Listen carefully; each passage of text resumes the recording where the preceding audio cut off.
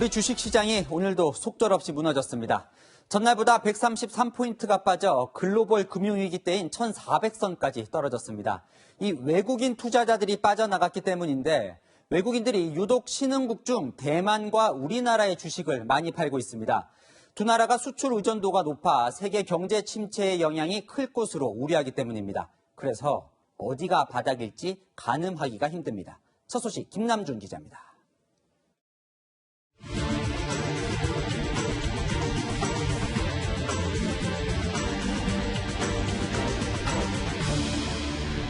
죽기밖에 더 하겠어? 이 생각 이제는? IMF부터 현실을 볼 때도 더 힘들 것 같다고 좀. 코스피는 전날보다 133포인트 넘게 하락해 결국 1,500선이 무너졌습니다. 역대 최대치 낙폭입니다.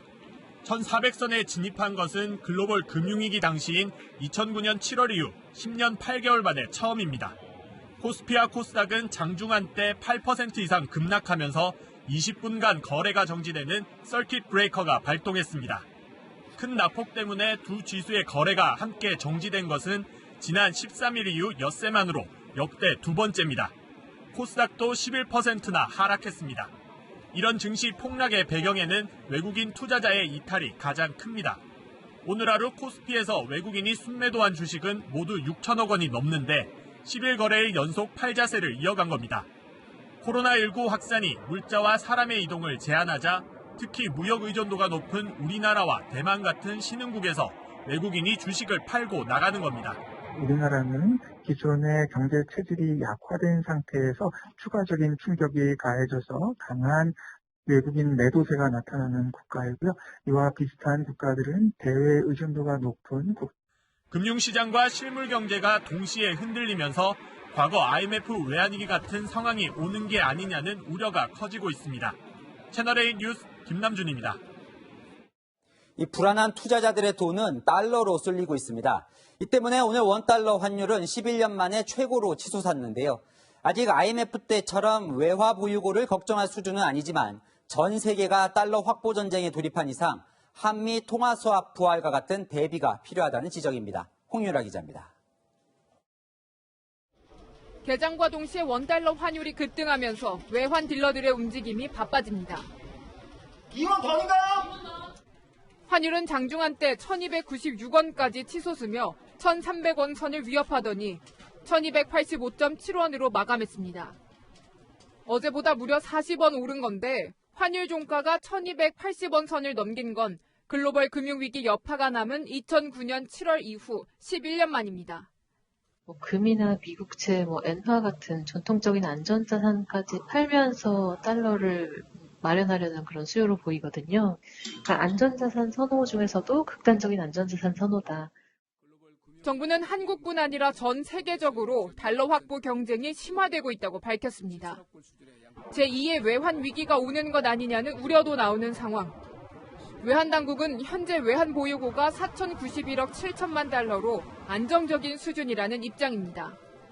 하지만 외환 건전성이 급변할 수 있는 만큼 지난 2010년 종료된 한미 통화 스와프를 부활시켜야 한다는 목소리도 커지고 있습니다. 외환 건전성이 좀 낮아질 경우에 통화 수합, 특히 기축 통화, 미국과의 통화 수합은 상당히 훌륭한 안전판이 되는 게 사실입니다. 전문가들은 2008년 금융위기 당시 경험했던 1,500, 1,600원 선 진입 가능성은 아직 낮지만 적극적인 외환 관리가 필요하다고 주문했습니다. 채널A 뉴스 홍유라입니다.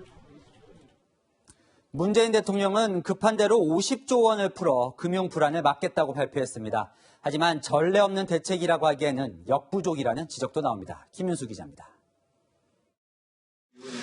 정부가 50조 원 규모의 코로나19 대응 비상금융조치를 발표했습니다. 중소기업과 소상공인, 자영업자는 매출 감소 입증 자료를 금융기관에 제출하면 다음 달 1일부터 대출 만기가 연장되고 이자 상환도 유예됩니다. 전 세계가 비상 전시 체제를 가동하고 있는 상황에서 우리 정부도 대책을 내놓은 겁니다. 대책 대부분이 돈을 빌려주는 데 초점이 맞춰져 있어 근본적 해결책은 아니라는 평가입니다. 또 국내 중소기업 규모에 비해 지원 금액이 부족하다는 지적도 나옵니다.